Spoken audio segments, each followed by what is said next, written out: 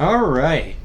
Welcome, everybody, to episode 2 of Mecha Rewatch. We're going to be covering episodes 2 and 3 of Gundam Wing, continuing our rewatch of that anime.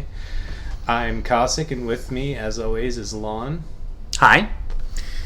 It gets better this episode.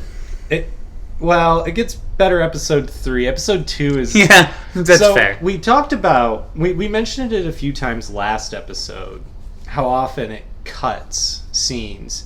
And in this episode, there are 18 different scene cuts. That is almost a scene a minute. Yeah, and these are not like cuts back and forth to like two people in the same battle. They are like across the world to different people who are unrelated. I didn't even count the one scene where it's literally just intercutting between two characters. Yeah, like that's fine. Rapid It's all one fire. scene. Yeah. These are 18 scene changes. Yeah, so it's time to fence at school. Oh, yeah. That's Would where, you that's start where with we fencing? start. Yeah.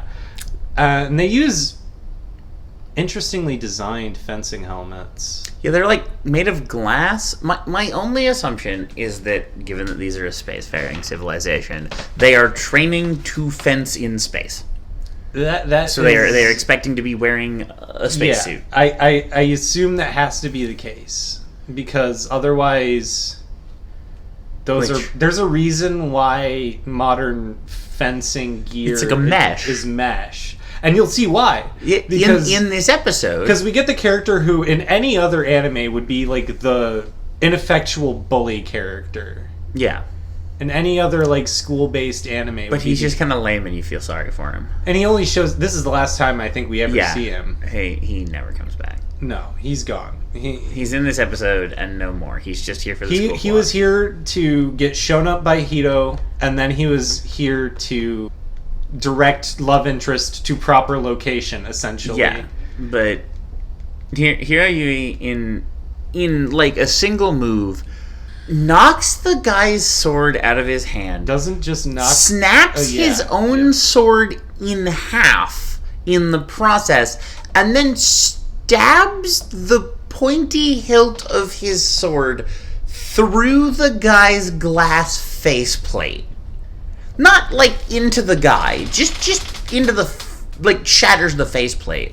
Doesn't shatter the faceplate, but spiderwebs punches through it. Yeah, and puts it through. It's just very weird. And then Hito walks off like class is still in session, bro. Yeah, you're still in class. He just you walks off assaulted a person. Cool guy mode, while this kid is just sitting there, like practically wetting himself with half of a fencing sword sticking out of his face. You owe me some new fencing equipment. Yeah, also that. He's rich. He can pay for another set. Yeah. I think as impressive as stabbing the thing through the glass faceplate is, I think the snapping the blade is more offensive.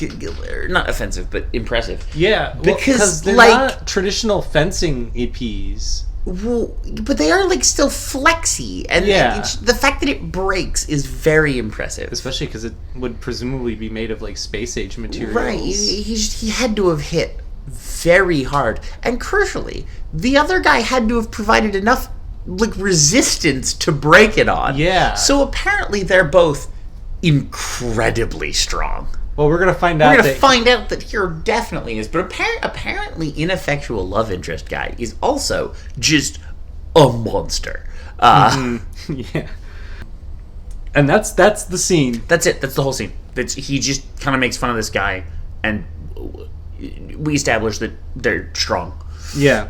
So then we cut to mobile suits getting pushed off of a carrier. Pushed off the deck of a carrier. Because they don't have the proper equipment to launch them? Yeah, they have an aircraft carrier that's apparently not designed for mobile suits. It's designed for aircraft, I guess. But they have mobile suits, and they're like pushing them off the deck into the water. Which and I say pushed because that's what it looks like. Sure. Like, you can't see onto the deck, so you don't know how they're getting shoved into the water, but they're maybe clearly just jumping off. That would make more sense. Well, they're not jumping because they're not using their legs or anything. They're just kind of falling off the side of the ship. It's odd. And I just have to imagine there's a detail of like 30 sailors pushing it off the side.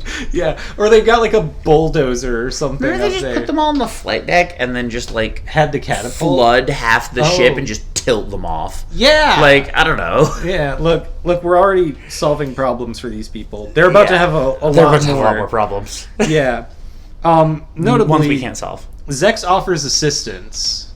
Yeah. He offers them assistance, and they initially refuse because they're like, "You're gonna hog all the glory." We talked about this last episode. Yeah, and we get an explanation in episode 3 of why this is the case. But for now, as far as we can tell, it's just people in the Alliance military don't like each other, and we don't really know why. Well, yeah, and you could think of like there's a few very valid reasons you could think of, like Zex is like this firebrand up and comer that he's risen through the ranks. He's a colonel. Yeah, he is. But he's like 17 at this time. Keep in mind, he looks older in the anime. He's like 17. Yeah, it's why he gets to live, is because he's also a child. Yeah, but yeah, we'll get an explanation next episode for what's really going on with them not liking Zex and his people. Right. But for now, yeah, he sort of, yeah, he offers assistance and they're like, no, we don't want your help. And then Zex is like, well, this could look bad on your performance reviews. Yeah. And they're like, and the literal response is, damn you! Yeah, and it's like, wait, it would, it would, but like it wouldn't, that shouldn't be a surprise. You should know this already? Yeah. Like this isn't, and the thing is, you can't hide how much time it's taking for you to search for this. He's not saying like, I'm going to report this. He's just like, this is gonna look bad on your review, which it will. But we have this submarine that's broken, and we need to. We have this. It's broken. Right. The actual reason I'm offering to help you is because my submarine is broken, and I need you to. I want you to keep that under wraps while I help you, and I'll keep. We'll cover each other's asses in front of higher I won't be able to hog all the glory because I'll have to cover for the fact that my submarine is broken. And the guy goes, okay, fine, that's a fair deal. And then they cut the communications, and then the guy goes, but there's nothing wrong with our submarine. Yeah, literally, one of the lads is like, but sir, there's nothing wrong with our submarine. Yeah. I know that. Yeah. You know that. But he doesn't know that, and it's the only way that we're going to get in on this fucking chase. Yeah, which, sure. Yeah, why not? It turns out they were going to get in on it anyway on account of the other guys are about to not exist anymore. Yeah. Back to school. You're back to school now. And Hiro is majestically riding a horse. He sure is. He jumps it over nothing. Yep. Which everyone is extremely impressed by. One girl is impressed by. One girl, everyone's a little impressed, but one girl is extremely impressed.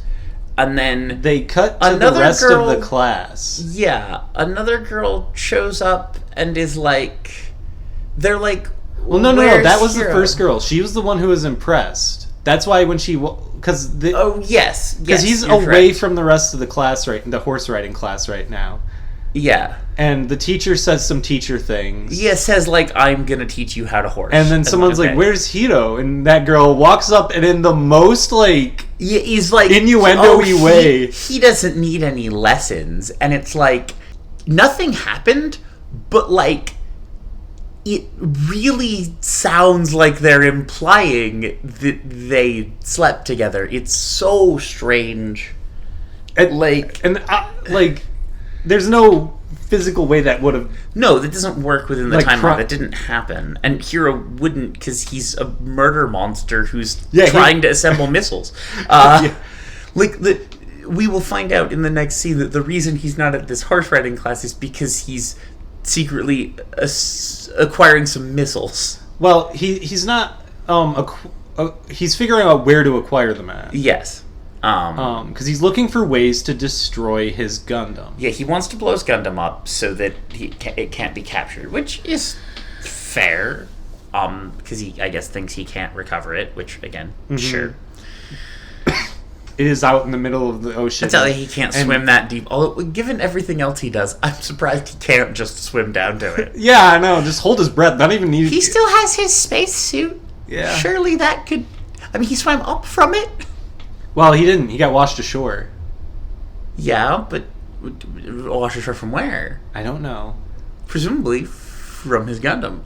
So you think he got out of his Gundam before it got to the bottom of the ocean? It's possible. All right. It's not. It's shown off screen. We don't know what happened. We don't know what happened. But okay. Either is a perfectly reasonable explanation, given what we find out about maybe Hito the Yui's. detonation of his chest explosive has compromised the pressure integrity of his suit.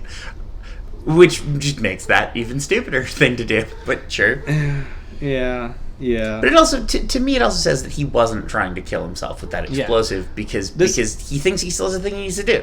And we get our explanation for how he's getting the funding to stay in rich kids school. And it's not that he's getting the funding. He's literally just going into the school database and saying, "Yep, my tuition's paid." Yeah. He's not even paying it. He's not like hacking funds. He's literally just changing changing his status to paid. Yeah. Which, okay. Yeah. Fair. It's also very 80s hacking with like the floppy disks and stuff. The bursar would definitely notice eventually, but hey, he only needs to be there for a couple of weeks anyway. Yeah. Like, it'll work. Yeah. So then we cut to Relina leaving the school. Yeah. In a limo. And she starts to ponder.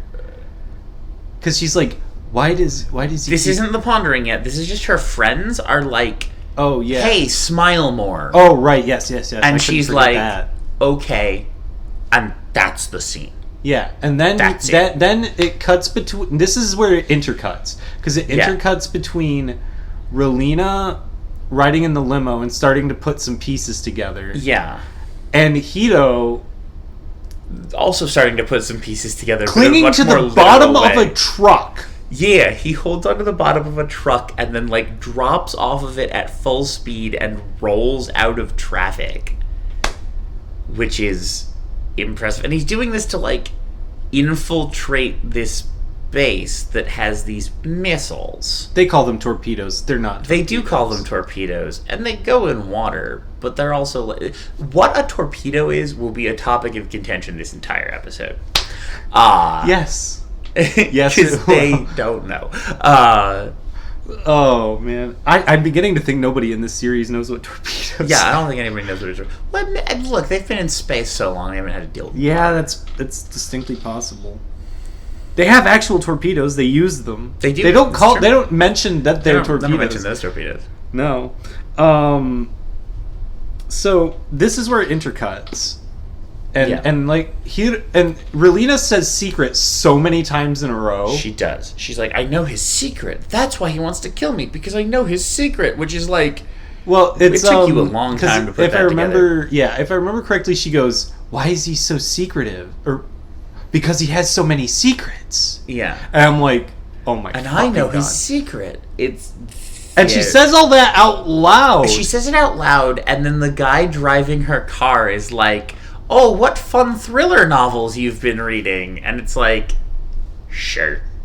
Yeah. Sure, whatever. Why? I'd be like, you okay back there? Yeah. Does someone threaten to kill you, Miss Relina? Miss actually the, like, daughter of someone fairly important and wealthy who I ostensibly am responsible for in this moment. Yeah. Who I'm probably at least tangentially tied into the non-existent security detail for. Yeah, I mean, she just never needs any security, so sure. Why not? She's the protagonist's love interest. They already knew this. This is a good time to talk about the fact that the intro and the outro, especially the outro, really think that Relina is the main character of this series. And she just isn't. Like, the intro kind of features everybody, but it features her very prominently, like walking through a ruined city with like ash or snow and picking up a bear. It's very lengthy. Mm-hmm. She takes up a lot of the intro, but it's kind of got everybody else in it, so sure. But then the outro is entirely Relina, like messing around with animals on safari. And she has a dog that's never in the series, and like, but it's if you just watched the outro out of context, you'd be like, this is a series about a girl who likes animals and has to do like fun, cute farm stuff. Like, that's what's depicted. Like, she has to run a zoo or something. Yeah, also, her facial expressions are totally different because they're, like, fun and upbeat as she plays with the animals. She does not emote at all. In the actual series. She's very somber. Again, her friends mentioned that she's being very somber and should smile more. But, like, yeah, the outro is just, like... You would think it was an anime about this girl who... Like, this fun, cute girl who has to run a zoo. That is not what it's... It's not even close. It's not even remotely... I can't decide if they think it's some sort of metaphor. Like, is the rhinoceros a metaphor for conflict? I have no clue. Yeah, so then we cut back after we cut... Notably, this is intercutting with Hiro infiltrating the base. Yeah, he's infiltrating the base. He's got these, like, missile torpedo things up on a winch, and he's talking about how this detonation will be enough to trigger his mobile suit's self-destruct. Which, sure. Notably, if he had just sat around and done nothing... If Duo hadn't been there, his suit would have self-destructed anyway. Correct. It would have. Because it was triggered by somebody else. Back to the surge. Correct. Back to the surge for the mobile suit in the water. Again, there's like just 3 scenes going on, and it's impossible. Yeah, and they find the suit. Yeah, they find it. There it is. And, well, it's really funny because there's like a tease at first. Like almost a bait and switch where they're like...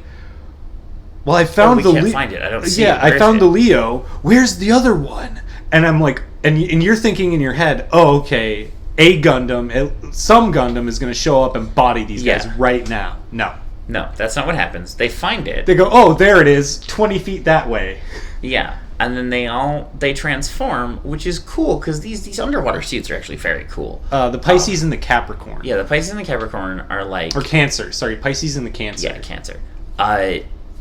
They transform, and the Pisces has like these little grappling arms, and then the Cancer has like crab claw things, which turn out to be crab claw cannons. They're very cool. But yeah, they sort of go to retrieve it, and they touch it, and it sets off what is essentially a car alarm. It literally just sounds like a car sets alarm. off the anti-theft alarm. And they're all just kind of sitting there stunned, like, did they just set off a mech's car alarm? And then someone's like, oh, that might be a self-destruct sequence. Yeah, and then while they're all distracted by this, Duo Maxwell, the actual coolest character in the series, shows up in Gundam Death Scythe and kills them all. Well, he starts by killing all of the suits that the Navy guys have in the water. And then the Navy goes, launch the torpedoes. And we're thinking... They say launch the torpedoes at their location. And they're like, but Zex's men might be in that location. And the guy's like, good, we'll get to take them out too. That's fine. Yeah. And they don't fire torpedoes. No, they fire like a hedgehog thing. It like arcs out into the water and then dives down. It's odd. I mean, it's not an incorrect weapon to use here. They call it a torpedo, and that's just incorrect. Look, Japan, we know you know what torpedoes are like. What a torpedo is. Yeah. You had the Type 93 Longlands torpedo during World War II. People in general know what a torpedo is. And these are not torpedoes. No. But then, the torpedoes detonate. It causes a bunch of alarms to go off on Zex's submarine because, notably, none of them seem to be anywhere near Death Scythe. No. He basically just shoots at Zex's submarine. And Zex is like, that moron! And then Zex gets a call from his, lad, just in the calmest voice, who's like, is something going wrong? And Zex is like, yeah, it is. We're being shot at by our own people. Which promptly stops as Death Scythe surfaces and proceeds to cut multiple ships in half. Mm-hmm. And that is the end of the Navy guys. It is now just Zex and the Death Scythe. Mm-hmm.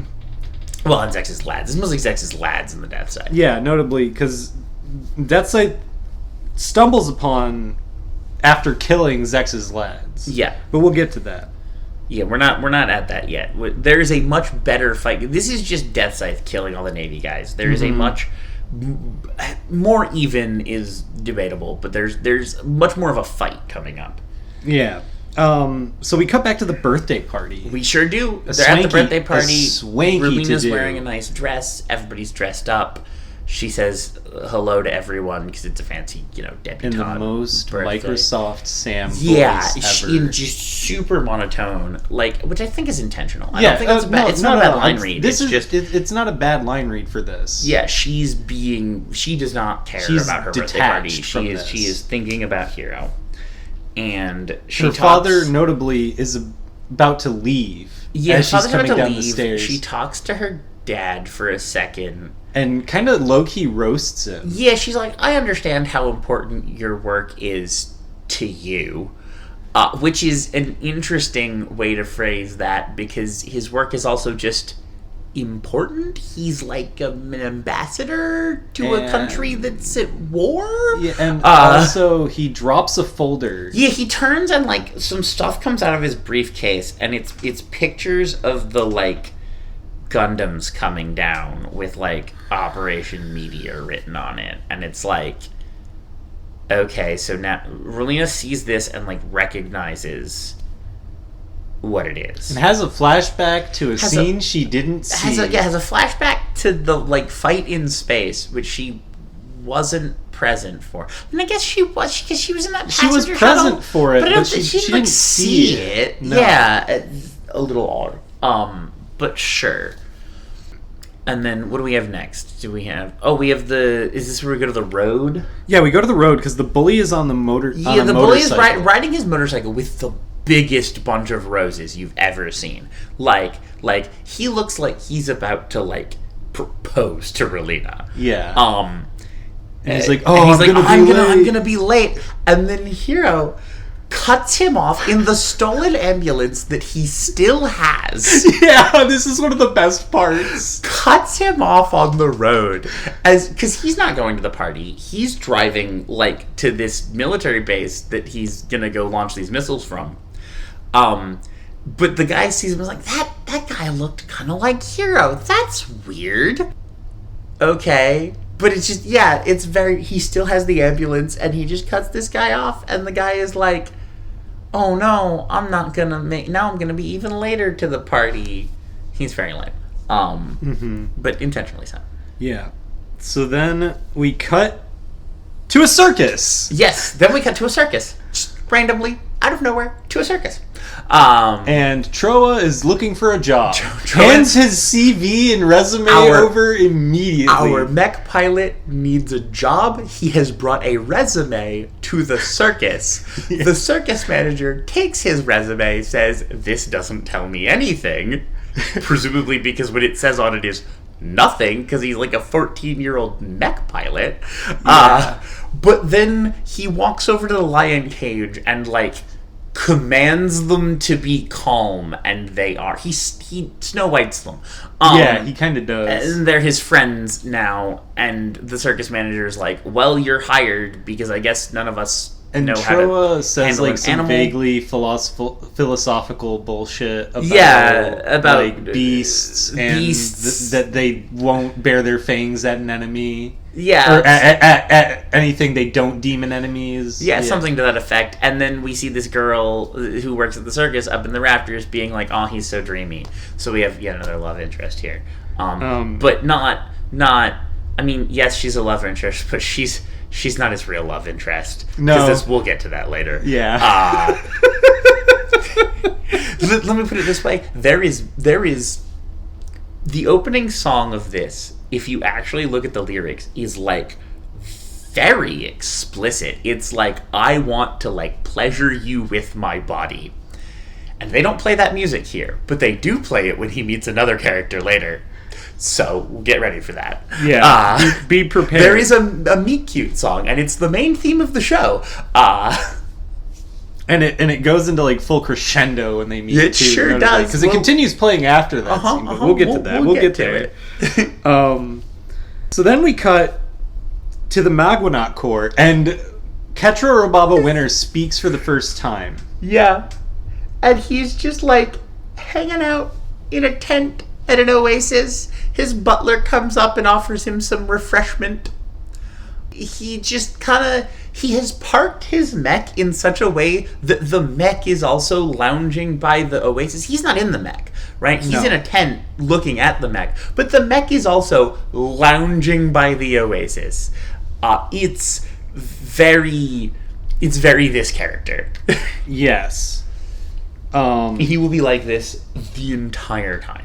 Yeah, and before we cut to the worst Gundam pilot, we do have another voice actor to introduce. Yeah. Which is the voice actor for Duo Maxwell, because Duo's featured very heavily in this. This episode is technically called The Death Scythe. Yeah. It's the one doing things, I guess. That's fair. The action is in the episode is mostly centered around Duo and Death Scythe. Mm-hmm. Scott McNeil. And he's done voice work for Johnny Test, My Little Pony Equestria Girls, Holidays Unwrapped. I'm not up on my horse knowledge enough to know what that is. Unlike Hiro Yui, who is apparently very competent with a horse. Beyblade Burst Evolution, he plays Raul Comas. There's a babe. I guess I knew that. Yeah. But okay. Some Lego stuff. Gintama. Mormax Steel. Yeah. Slugterra. He was Koga in Inuyasha The Final Act. Oh, he's done a lot of My Little Pony voice acting. Fascinating. Yeah. Hot Wheels Battle Force 5. Oh, he actually voices one of the main villains of Mobile Suit Gundam 00. Oh. Well, you know. He voices a couple characters in the dub of Powerpuff Girls Z. Naturally. And he's Verrocchio and Eugene from Black Lagoon, The Second Barrage. Interesting. So that's the season 2 of Black season Lagoon. 2. Yeah. So he's that Italian guy who gets dumpstered. Yup. And he's also in Stormhawks. Has a lot of characters. Holy crap. He voiced half of the characters in Stormhawks. You should pull a Tom Hanks. Voice all the characters. Yeah. Oh, he was Hohenheim in the original Full Metal Alchemist. Oh. So not Brotherhood, but the first one.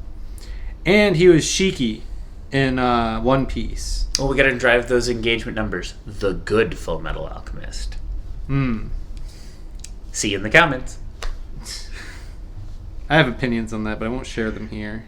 No. Share them so people can get angry. Oh. Well, so notably, I think that the first... That's how we drive the algorithm. The first, couple arcs of the actual manga... Because notably, Full Metal Alchemist, the original series, after a certain point, outpaced the manga that it was doing a show of. And still did a very respectable job of finishing the show out. So, if you want, the peak canon manga experience, what you do is you watch all the early arcs in the original series. And then you switch over to Brotherhood once it gets Yes, to because they kind of gloss over them in Brotherhood. Yeah, Almost like they want you to do exactly that. So I'm not necessarily saying that one is better than the other, but I am saying that they have their own merits. Feel free to hate me and claim that I fall on one or other side of that argument in the comments. He was in Zoids. Yeah, more Zoids. I only caught a few episodes of that as a kid. I know it was a lot bigger then. He's also in Vision of Escaflowne. Okay. He has a lot of other credits in Mobile Suit Gundam Wing as well, not just Duo. He's Sidichi. Okay. Gorilla A, Gorilla B, Blue, Oz Commander, Aid, episode 37, Man, and Noble.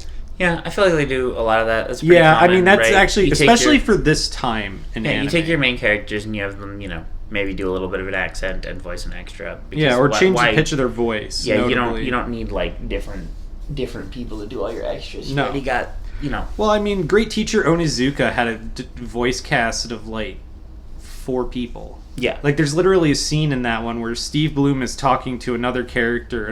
Two main characters voiced by Steve Bloom are talking, and then a third character voiced by Steve Bloom enters the scene and engages in that conversation. Well, or like famously that scene where like the Joker captures Mark Hamill, and Mark Hamill talking to Mark Hamill about Mark Hamill.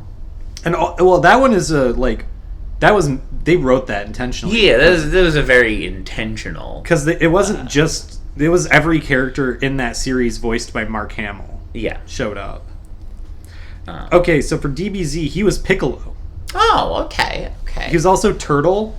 Sure. He's one of the Hans and Franz demons. If you've watched TFS Abridged, you know what I'm talking about. He's King Kai. What? Really, Piccolo and King Kai are the same person. He's Bulma's dad, Dr. Briefs. Okay.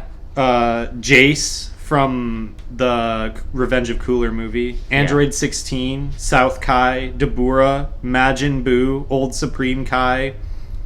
Lot of DBZ. Yeah. I mean, it's good work if you can get it right. As long as you can keep your voice going, He was also for multiple episodes. King Piccolo, which I assume is from Dragon Ball and not Dragon Ball Z, and they just kind of rolled it in there. Yeah, because that looks more like the picture that they show is King Piccolo from Dragon Ball. Yeah. Which makes sense. I think they dubbed both. So, with that out of the way, we cut back to Wu Fei buying guns and explosives. It seems from like. People who have to be involved with the Soviet military. Some sort of all right, driving the tanky engagement. Well, it's a well-known thing that stuff actually happened. It's true. But yeah, some military officer is selling him weapons. This will come up actually multiple times in the next couple of episodes. That like they show up, they do a bunch of damage, and then they need to resupply because they're all out of bullets and such. Mm-hmm. And it's very like y'all didn't have a plan for this. It kind of seems like Duo was the only one with a plan. As we'll see, Duo has a plan, and his plan is mostly use a melee weapon.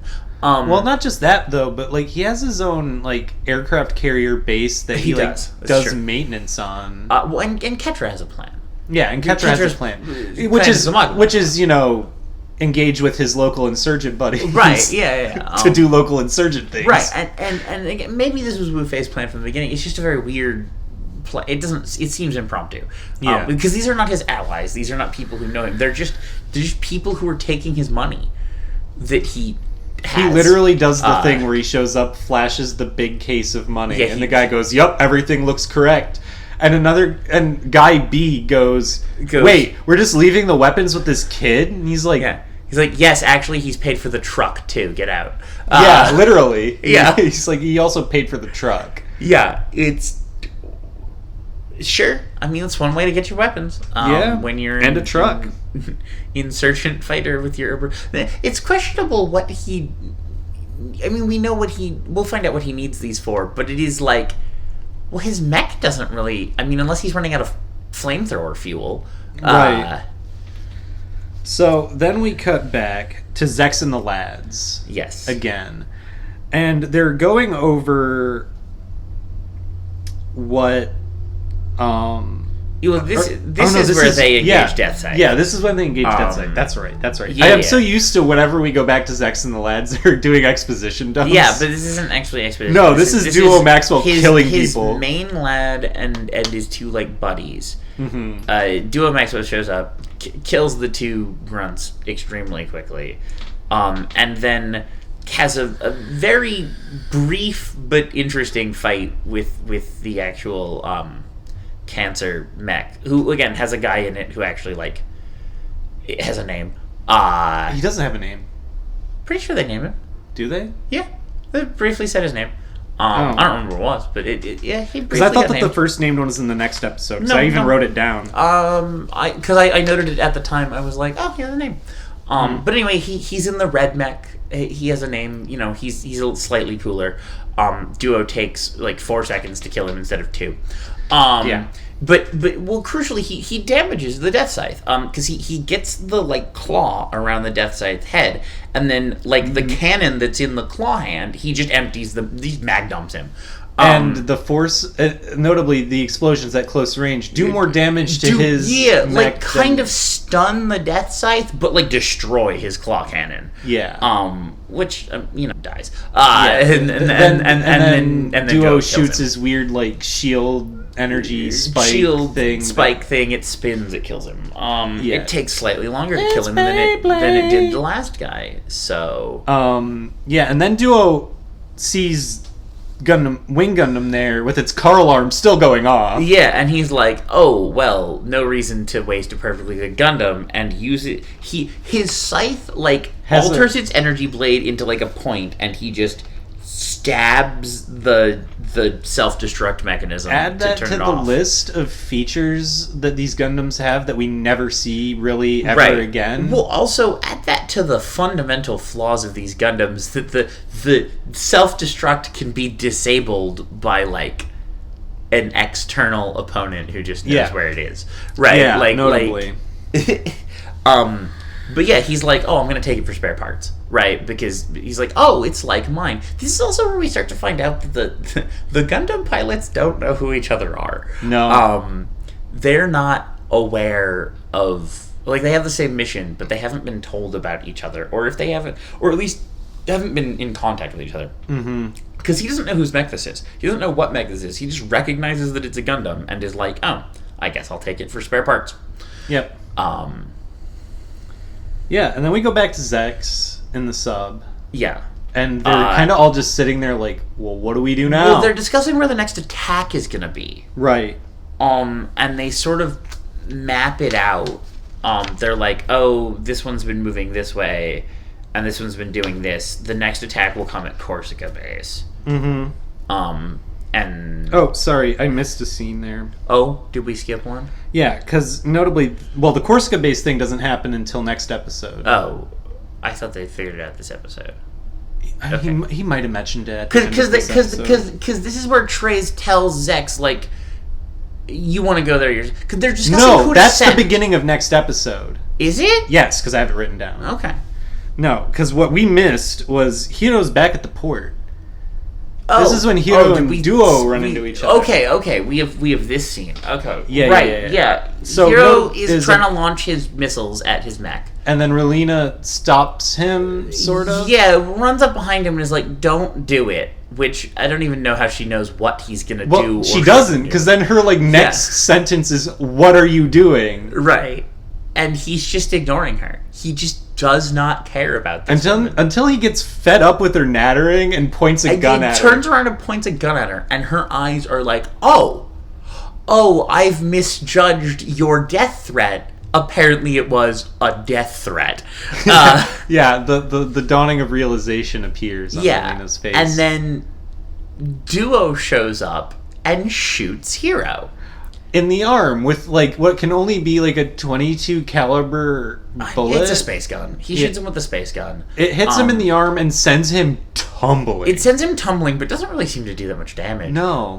There's just kind of a flash of red on the screen. And then he's like, clearly you're the villain here, and I'm the hero, and I'm gonna save the damsel in distress. And then they kind of have a fight. He shoots Hiro again. In the leg this time. And is continually baffled this entire time because Relina keeps trying to either shield or heal And then Hiro. Relina specifically stops him, rips up her dress, and bandages Hiro's wounds. And he's just like, I have misjudged this situation and I have no idea what's going on. Yeah, well notably because she says, why do you want to shoot him for? Yeah. And we're like... Because Duo seems to know what Hiro is doing with the missiles. He seems to... Don't shoot these missiles at my mech. That would suck. Yeah. And then Hiro takes this opportunity while he's kind of distracted by Relina to, run and dodge and get on the missiles and launch them. And then he, as if from... How I learned to stop worrying and love the bomb, rides the missiles towards their destination. And then flies off dramatically. He jumps off at the end, doesn't literally ride them to detonation, but it almost seems like he thinks he's gonna die here now. Yeah, seems like... Well, he kind of does. Because he jumps off, the missiles hit, Duo, again, he falls into the water. Duo says, oh, he knew the blast yield that it would take to damage Gundanium. That means he must be the pilot of the other Gundam. And then he's like, no! And then he looks down and sees him just lying face down in the water. It's the funniest thing. And then just, I guess, leaves. Yeah. Because he just leaves them there. Yeah, he just leaves them there. Because, Because as we'll find out next episode, right? He just leaves. Duo just leaves. He's just like, oh, well, that sucks. And then, like, is gone. Oh, but notably, both mechs have been dropped back down to the bottom of the ocean because it blew up the thing he was using to lift them. I think now, if I remember, I think what actually happened in this discussion that Zex has with his lads is he's actually saying we need to go where they're going to attack next. We need to be there before they attack, yes, we not be there during their attack. Right, we don't want to be responding to them anymore. We need to figure out where they're going to go. And that's when we flip over the page in my notebook. And this is where we have our episode transition. Yeah. So again, watch Relina with her safari animals that are not relevant. Next episode 3. Yeah. And a good episode. This episode's good. This episode has fun. It's got action. There's mech fights. It's good. And we start with Trey's target shooting at first. It looks like he's about to be shooting. There's targets coming up. He's aiming a gun at them. He's talking to Zex. And yes, this is where Zex is like, well, we could send this division, but they're not very good. Or we could send this division, but they're too far away. And he's just like, you want to go, don't you? I can tell you're just making excuses until I have to say you go. Fine, you can go. Just go. And he's like, wait, really? And he's like, shoot him down for me, Zex. As he shoots... he pulls up from the targets he's supposed to be shooting at and shoots an actual bird that has flown up behind his targets. Yeah. Which is just like... Okay. It's Trey's smarming villainously. Yeah, it's like supposed to be villainous, but it's like... It's not like he shoots a person. It's not like he shoots his butler or something, right? It's like it's a bird. It's sure. I guess it does kind of set him up as like a bird. It sets him more up as like the decadent rich man kind of thing. It does, right? It's like it sets him up as like I'm not satisfied shooting fake targets. I need something real. Yeah, right? Yeah, he's that guy. Yeah. So we go back to Zex in the mech hangar. Yes. In the submarine. Yeah. Where they're talking about, okay, so we're going to Corsica then. And then his, like, plane, or his drop carrier or whatever that he was in earlier, flies down and lands on the water. It sure and the does. sub comes up and the sub comes up to and meet then it. Zex also is rising within the sub. Yeah, it's very ostentatious. Yeah. It's very, like, okay. All of the things must elevate. Yeah, it's... If you put the Imperial March theme over it, it would not be out of place, is what I'm saying here. Right, yeah. And, then we cut to the hospital. Right, because Hiro has been, like, taken to the hospital. Because, again, Duo just left. And Relina, I guess, took him to... Calls an ambulance for him a second time. This time it works. And then leaves? Or no, she brought him there. She brought him there and then leaves him there to get healed. But he's like strapped down to this like mega table. Still bleeding, which is odd. But they've also like plugged a bunch of wires into him. Yeah, and they're like monitoring his vitals. And he like the guy mentions some vitals and then they kind of think stops he's for a second. Yeah. And we will find out a few scenes later that he has managed to return to consciousness without raising his vitals. Any of his vitals. Yeah, any of his vitals. Which is not just the normal thing where he's like, oh, his like breathing hasn't changed and his heart rate hasn't changed. Right. Yeah. No, his brain waves are suppressed. Yeah, his like. But yeah, it's a neat trick if you can do it, I guess. Look, it's all that Zen master training Hiro. Yeah, apparently. Despite the fact he's the most aggro motherfucker out of the five. And we see him, he looks around, like he opens his eyes and closes them very briefly. And the guy like almost is like, wait, I thought I saw movement. Oh no, he's still unconscious. But in that like one look, Hiro identifies exactly where he is by the interior of this room. Yeah. To the, like, room number. To the room number, the floor, the building, the base that the building is in, and, like, the county that it's in. Yeah, so, like, as it turns out, apparently Zex was accurate when he said, the Gundam doesn't matter. The pilot is also just, like, superhuman. And that will continue to happen throughout this episode. At least Hiro is superhuman. Hiro is literally, like, some kind of monster. Yeah.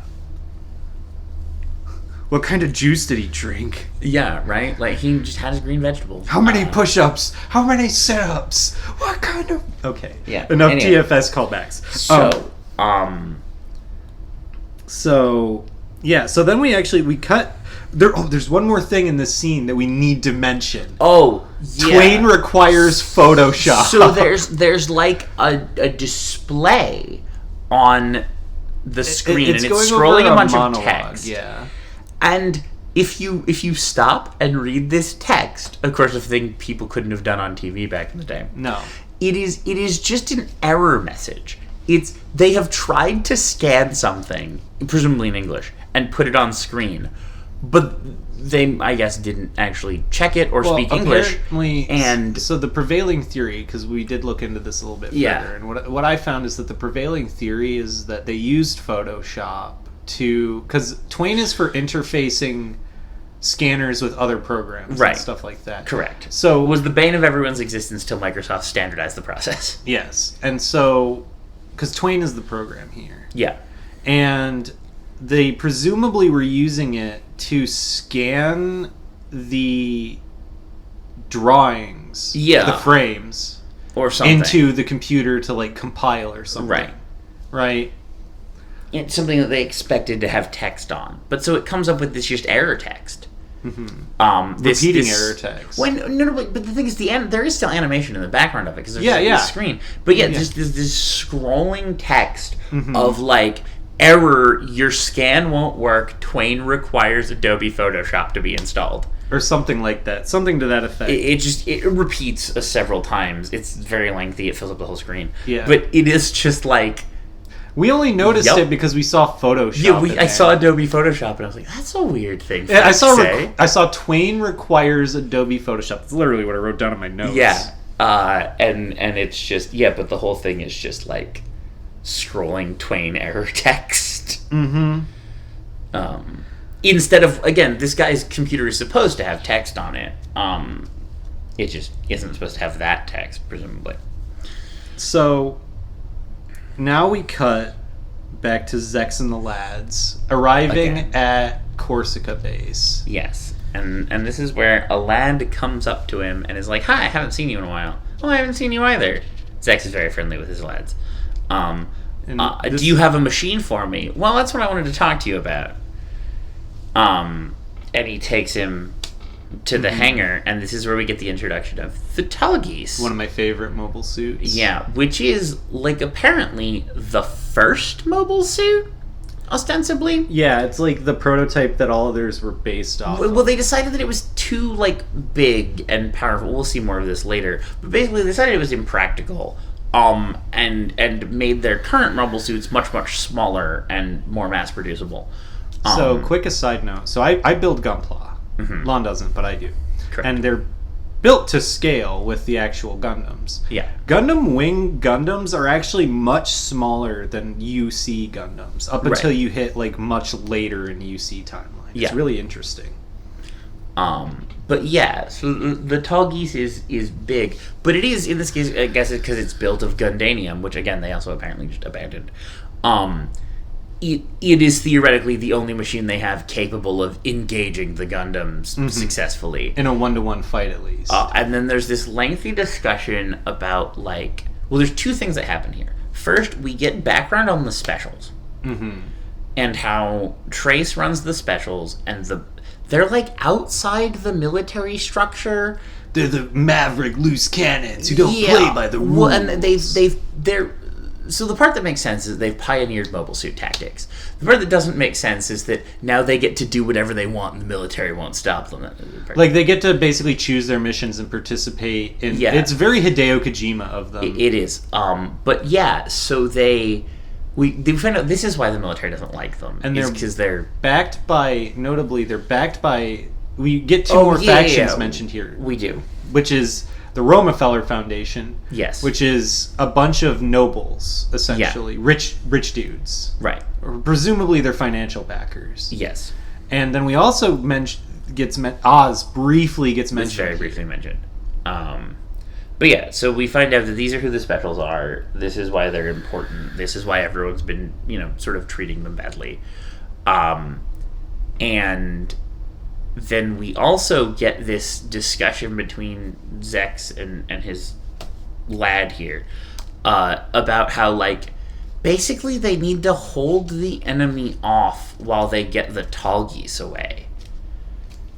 And Zex is like, I'm super sorry that you have to, because you're all going to get slaughtered by this Gundam. This is a suicide mission. Yeah, and the guy's like, no, we're going to get one. Like I believe in us. And notably, Zex is like, there could be there are 4 total. One's definitely not headed this way. Yeah, one definitely earlier they noticed Wu Fei's like. They're like, Wu Fei's off by like the Yangtze River, and we're all the way in Corsica. He's not coming here. No, it can't fly. They know that it cannot fly. But yeah, so we just kind of get this lengthy discussion about like the nature of like the nature of command and what it means to like order someone to their death, right? Mm-hmm. Interposed with the Corsica base commander, whose name is Bonaparte, which is just funny. Yeah. Who has also commands from a Zeppelin. Again, very fun. And is like, these guys are bloodthirsty. Yeah, these specials are all bloodthirsty who want to get in and show their stuff, and I'm gonna show them what how an intelligent commander engages.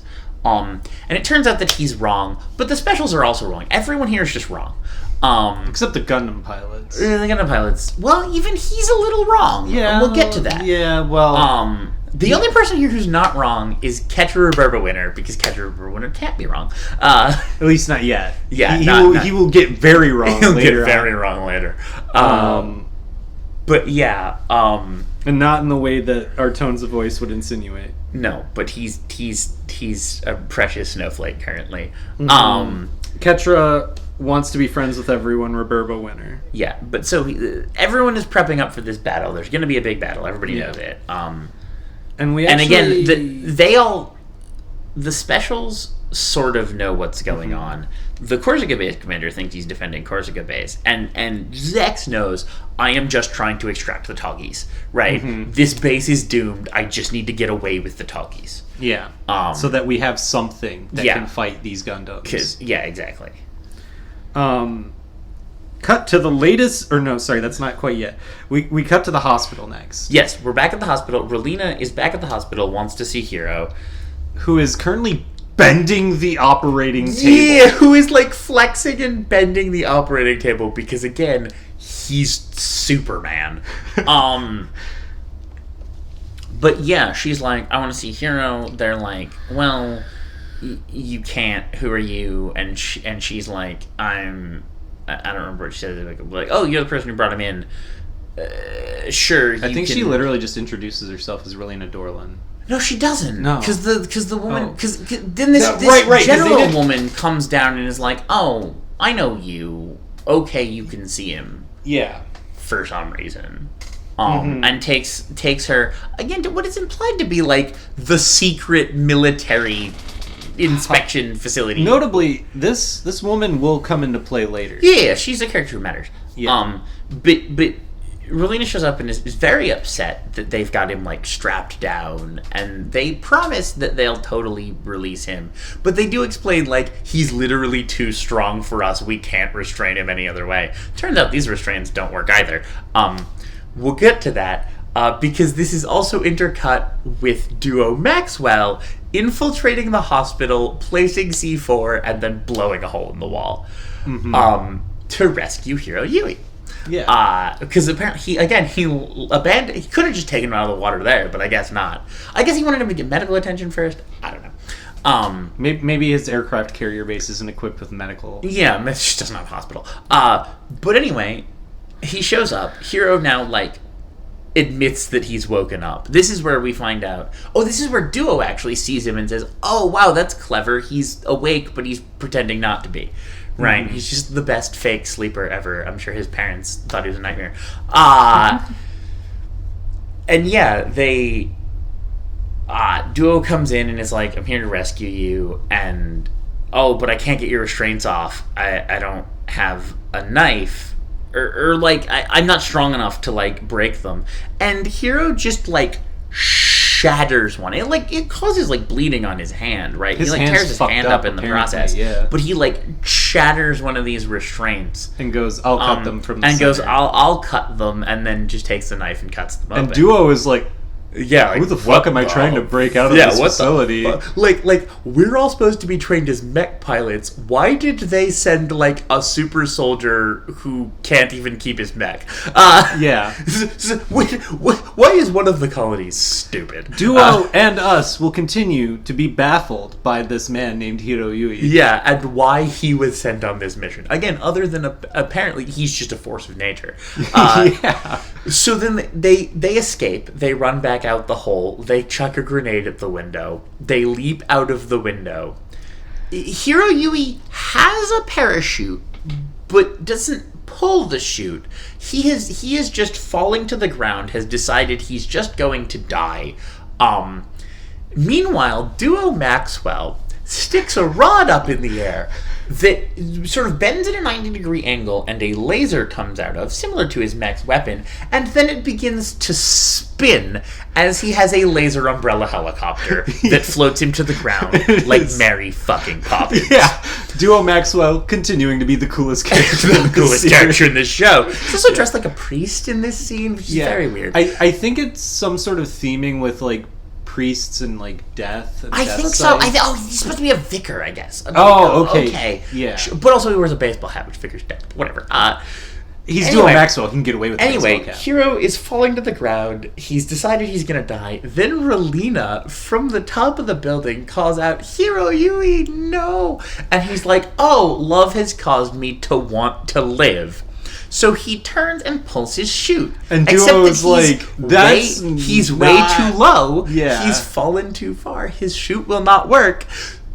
So it, like, doesn't inflate properly. It kind of sort of slows him. And then he, like, releases the backpack, and then just kind of, like, tumble rolls down the cliff to the beach. And he's, like, harmed?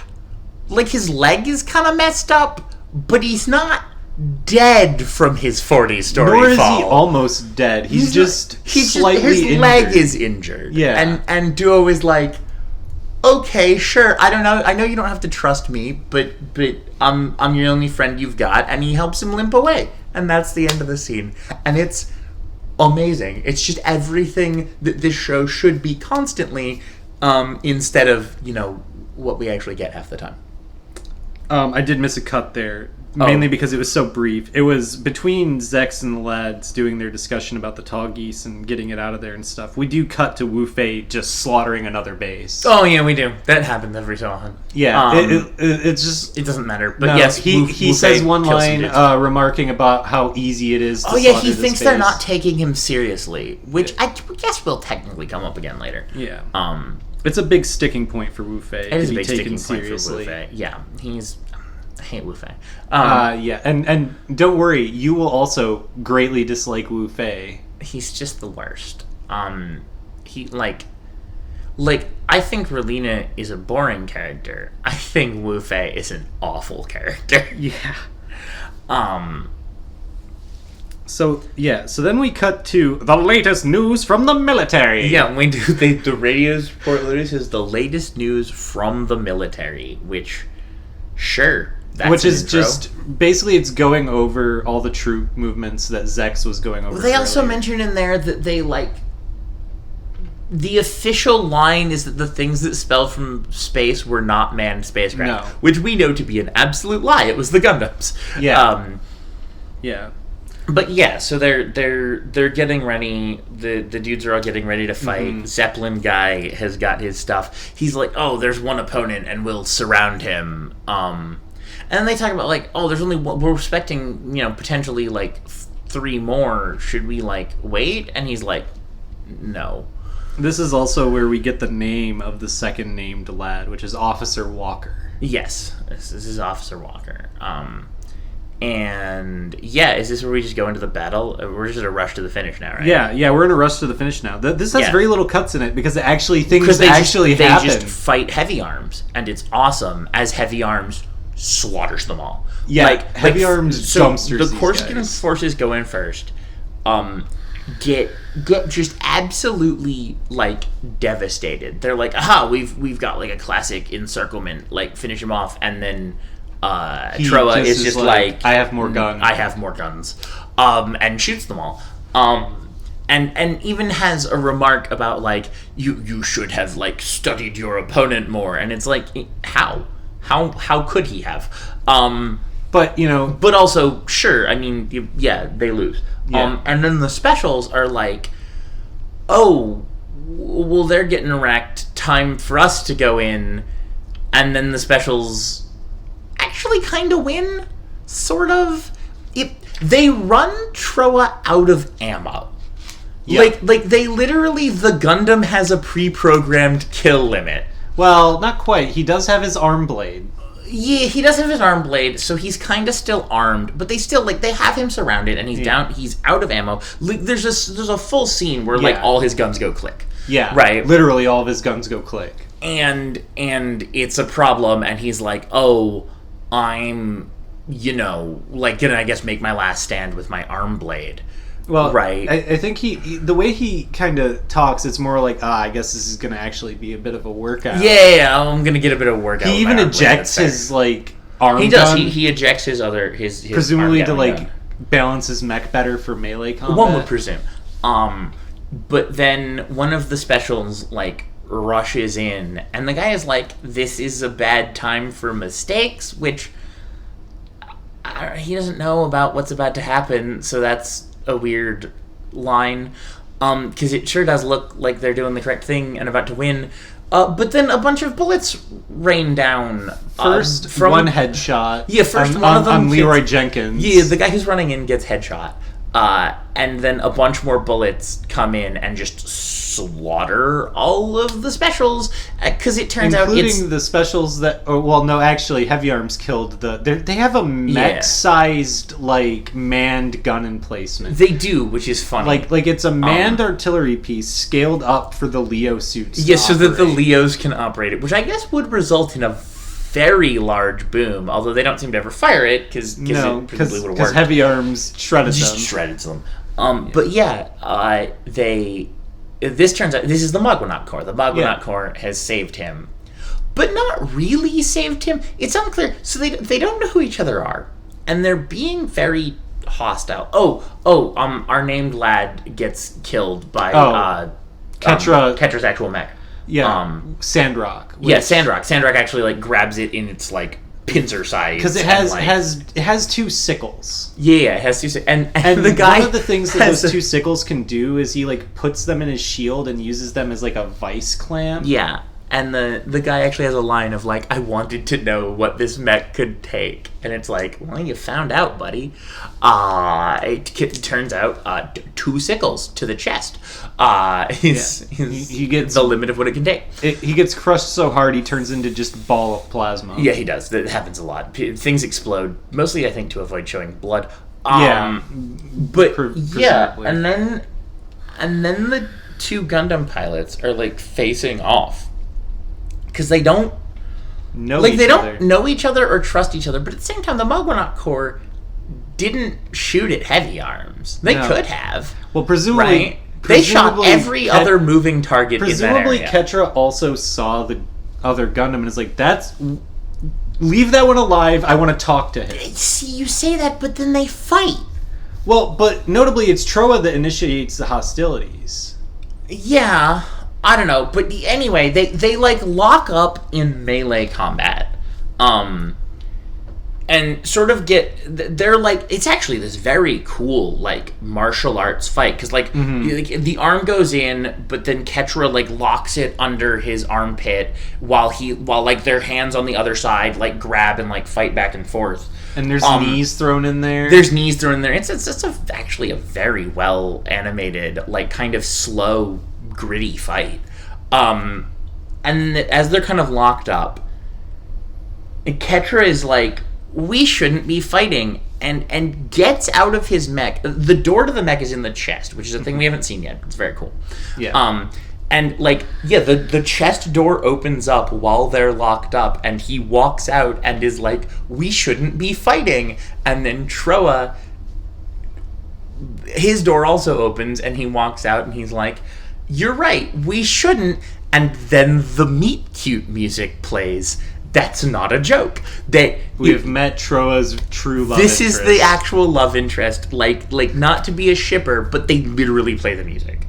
The music that is an actual literal love song about assisting a person, like, romantically. That's right. You thought Suletta was the first gay Gundam protag, but no, it was Ketra and Troa all along. It really is. And then, yeah, so sort of the music plays. Again, it's the song they play in the intro. It's sort of playing in the background. They've, I guess, become friends, lovers, whatever. And then sort of we cut back to Hero and Duo, who are also now helping each other, as Duo is getting both of their mechs out of the water. And Hero grabs his thigh and like sets the bone by hand. Yeah, and then wraps it up with a wrench as a splint. And Duo is just like, this kid is effing insane. Yeah. But okay. And it's the end of the episode, as far as I know. Is there anything else? I think they do a quick cut to like the tall geese in another hangar. Maybe? I don't even think so. No, I think that is. We don't go back to the tall geese. I think that is where it ends. You're right. Yeah, we'll find out what happens to the tall geese next episode. Or some later episode. Because next episode's like kind of filler, if I recall. I think we're back to school next episode. I think we are. I wish we weren't, but we probably are. Yeah. And with that, that's the end of episode 2 of Mecha Rewatch. For those of you who stuck around this long, thank you. Yeah, like, share, and subscribe. Is that, do you do that? Is that a thing? So it's ring the bell now is the thing. Right? Oh, look, we're old. You have to also ring the bell. I'm not a YouTuber. We're old, and like back when we started doing this podcast, it was a completely different landscape in YouTube. Because that was like 5 years ago. Oh, it was like 5 years ago or something. But yeah, I don't know. Do whatever it is you're supposed to do for content you like. Go ahead and upvote or downvote if you don't like us. Either way drives engagement. That's true. It just matters that you vote. Same thing. Comment mean. Comment happy. Tell us we suck. That still does actually drive the algorithm, as it turns out. Yeah. So. Whatever you want, really. Just don't hold back. Yeah, absolutely. The lengthy paragraphs. Please fight with each other back and forth. Ideally, like one word at a time, back and forth. That's really, that'll just make the algorithm go nuts. Yeah. So until next time, peace. Yeah, or something like that.